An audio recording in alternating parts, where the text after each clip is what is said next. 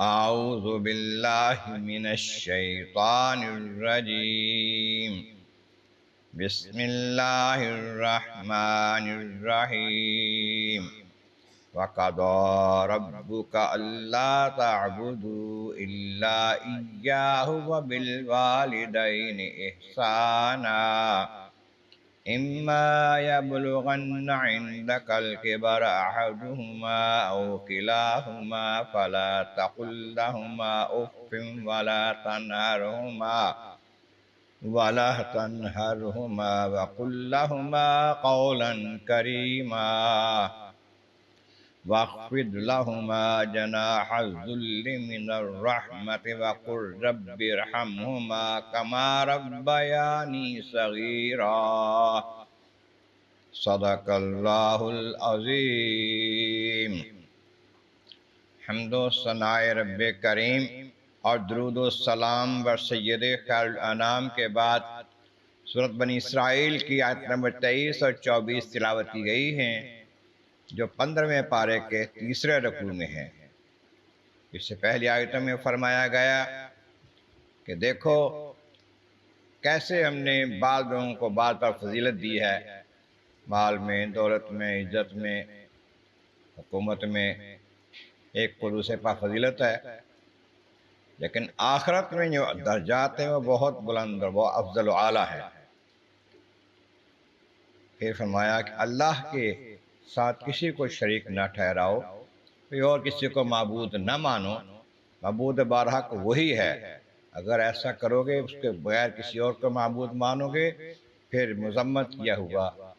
بے یار و مددگار ٹھہر جاؤ گے۔ اب اس اگلی آیتوں میں فرمایا وَقَضَىٰ رَبُّكَ،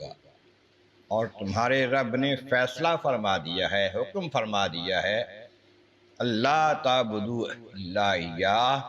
اللہ کے سوا کسی کی عبادت نہ کرو، کسی کو نہ پوجو، کسی کو معبود نہ مانو، وبالوالدین احسانا، اور اپنے والدین کے ساتھ احسان کرو، اچھا سلوک کرو۔ اپنے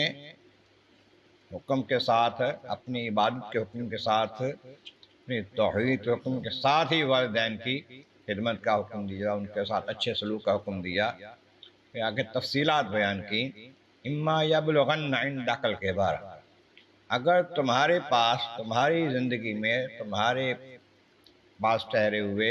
والدین جو ہیں یہ بڑھاپے کو پہنچ جائیں،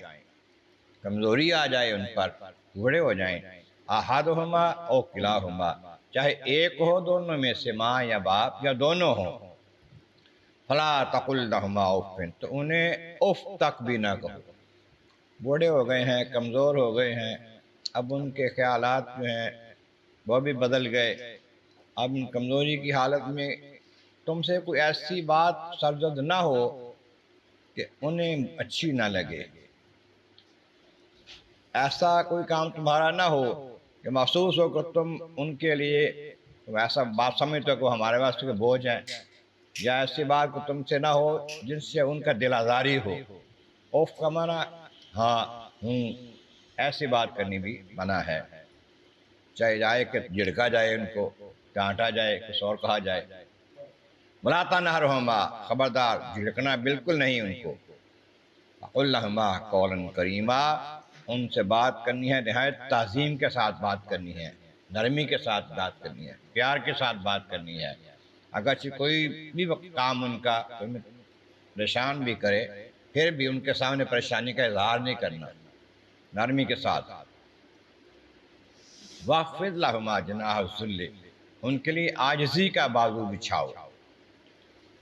عاجز ہو کر ان کے سامنے ایسے پیش آؤ جیسے ایک غلام، ایک خادم اپنے آقا کے سامنے پیش آتا ہے۔ بلکہ مفسرین بعض لکھتے ہیں کہ ایسے ایک خطا کار خادم جو ہے اپنے سخت مزاج آقا کے سامنے پیش ہوتا ہے، ڈرتے ہوئے، جھجکتے ہوئے، ایسے ان کے سامنے بات کرو۔ تو فرمایا کہ وَاخْفِضْ لَهُمَا جَنَاحَ الذُّلِّ مِنَ الرَّحْمَةِ، رحمت کے ساتھ، نرم دلی کے ساتھ ان سے آگے اپنے عاجزی کے بازو بچھاؤ۔ پھر رحمت کا معنی یہ ہے کہ پیار کے ساتھ، ایسا نہ ہو کہ دل سے تو تم تنگ ہو ظاہر طور پر کوئی ایسی بات نہیں کہنی ان کو، نہیں، دل سے سکون کے ساتھ ان کے ساتھ ایسا اختیار کرو رویہ کہ تمہیں اندر سے خوشی ہو کہ ہم نے ان کے ساتھ اچھا سلوک کیا اور کرنا ہمارا بنتا ہے۔ اب یہ نہ سمجھنا کہ ہم نے بڑا کام کر لی ہے، بڑی خدمت کر لی ہے ان کی، نہیں، جو کچھ انہوں نے تمہارے ساتھ کیا ہے نا بچپن سے لے کر، تمہاری پیدائش سے لے کر یا اس سے پہلے سے لے کر، اس کا بدلہ تم نہیں دے سکتے، تو کرتے رہو جو کر سکتے ہو اچھا سلوک۔ پھر بھی وہ رب ارحمہما کما ربیانی صغیرا، اللہ کی بارگاہ میں دعا کرو، اے میرے پروردگار انہوں نے میرے ساتھ جیسے اس وقت سلوک کیا، مجھ پر مہربانی فرمائی، رحم کیا، جب میں بالکل ناقص تھا، بالکل کمزور تھا، میں پیدا ہوا، خود بخود نہ چل سکتا تھا، نہ بول سکتا تھا، انہوں نے میرے ساتھ جو سلوک جیسے سلوک کیا، اور اب یہ کمزور ہو گئے ہیں مولا، تو ان کے ساتھ مہربانی فرما، ان پر ایسے ہی مہربانی ہو جیسے وہ مجھ پر مہربانیاں کرتے رہے، کیونکہ میں ان کا بدلہ تو نہیں دے سکتا، نہ دے سکا ہوں، تو میری بجائے ان پر مہربانیاں فرما، ان کے ساتھ احسن سلوک فرما۔ یہ دعائیں کرنا اللہ تعالیٰ نے سکھایا ہے، انہیں کرنی چاہیے۔ اللہ تبارک و تعالی بارک میں مولا کریم محبوب کریم کا صدقہ قرآن کریم کا فہم اور اعمال صالح نصیب فرما۔ وآخر دعوانا ان الحمد للہ رب العالمین۔